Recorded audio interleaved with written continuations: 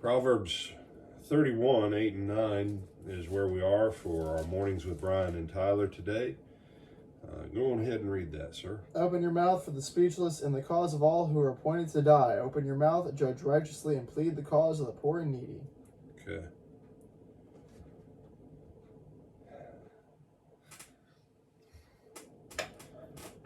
There's those who say that they don't have a voice, but no one is trying to keep them from whatever. Then there are those who legitimately don't have a voice. Maybe they're illiterate. Maybe they literally can't speak or they can't hear, or maybe they are so poor. Maybe they don't know these things. That's where the Miranda warning came from. Person didn't know they had legal rights. They didn't have comprehension of the language much past about a second, third grade level. This is where these things come from. What was it? To Kill a Mockingbird. That's the point of movies like that. Not the stuff today, okay? You know, where as long as people are receiving, they're fine to go along with wickedness.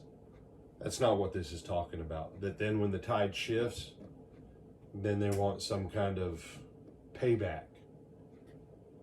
No, he's not talking about that.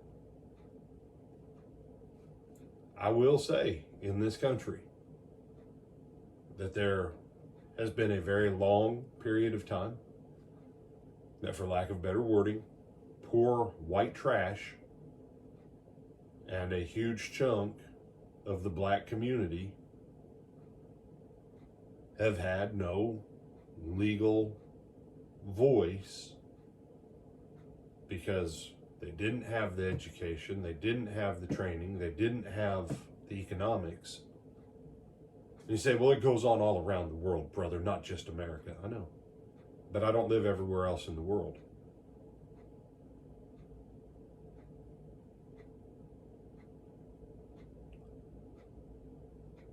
Those people who have stepped in on behalf of, like I said, for lack of a better word, poor white trash. The people that, frankly, they don't have much more comprehension of the language than second, third, fourth grade. They don't have the economics. Way too many people still in the African American, the black community. I don't know how well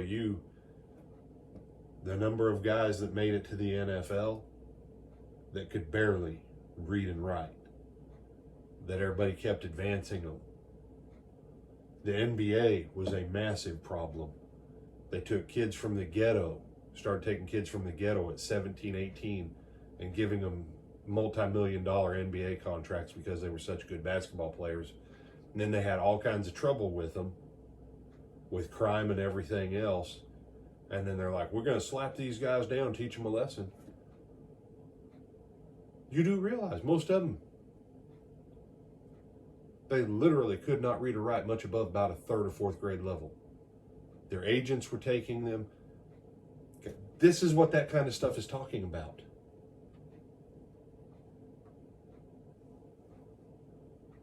Now, I'm not a fan of roll back the clock and punish everybody retroactively.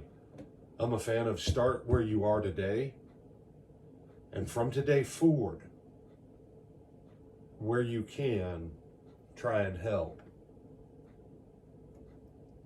Do a literacy outreach. Help people learn to read.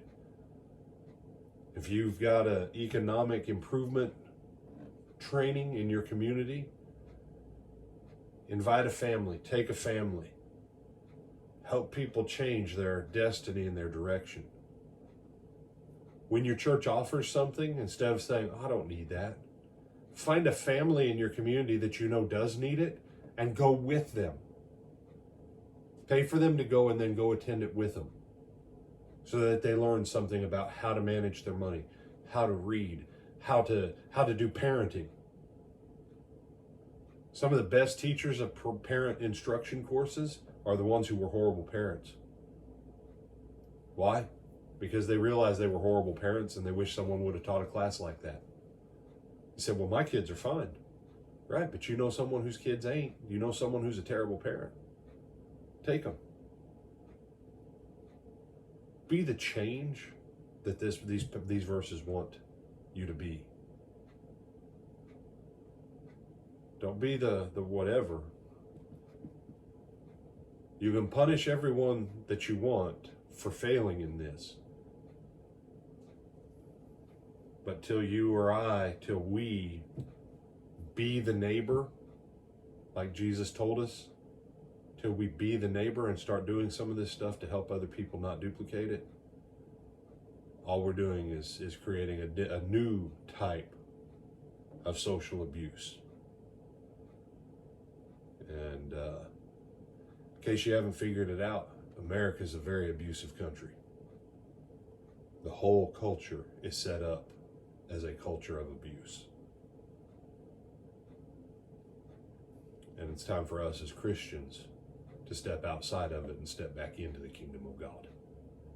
Other thoughts, my brother? No, sir. With Adam Brian Reagan, this is Tyler Kelly. We bid you good morning. Yeah, it's mornings. Yeah. And we hope to see you back this evening at 7 o'clock at the Lake Butler Church of Christ in Lake Butler, Florida for our Wednesday evening services on 1 Peter. 1 Peter. Until then, remember to Like, comment, share, and subscribe. see you then.